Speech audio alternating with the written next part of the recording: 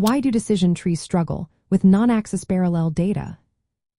Imagine trying to draw a straight line to separate two groups of points on a graph.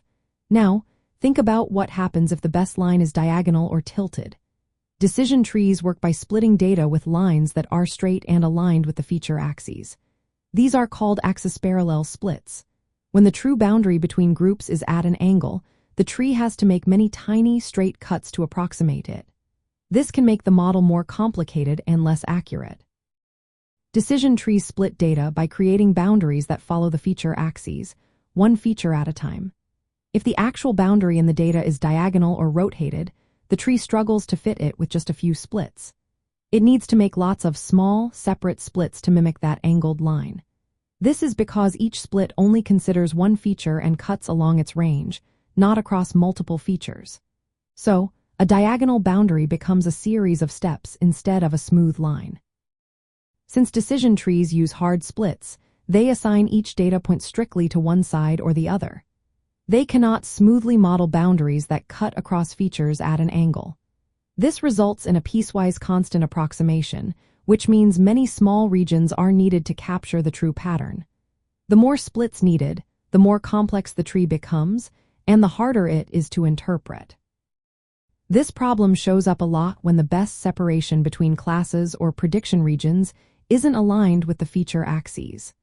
For example, if the ideal boundary is at a 45-degree angle, the tree has to create multiple splits to get close.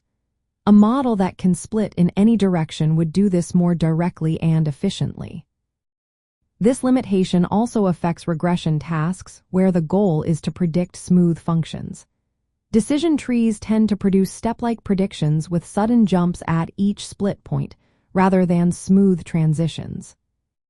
Some advanced models try to fix this by allowing splits that consider combinations of features or by using probabilistic splits.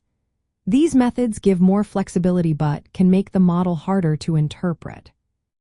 In the world of artificial intelligence and machine learning, this shows a trade-off.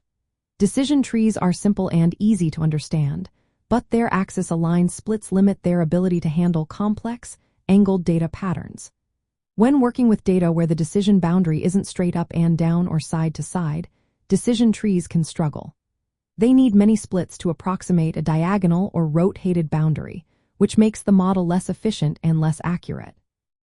So, in short, decision trees find it hard to handle non-axis parallel data because their splitting method is limited to straight lines aligned with the features.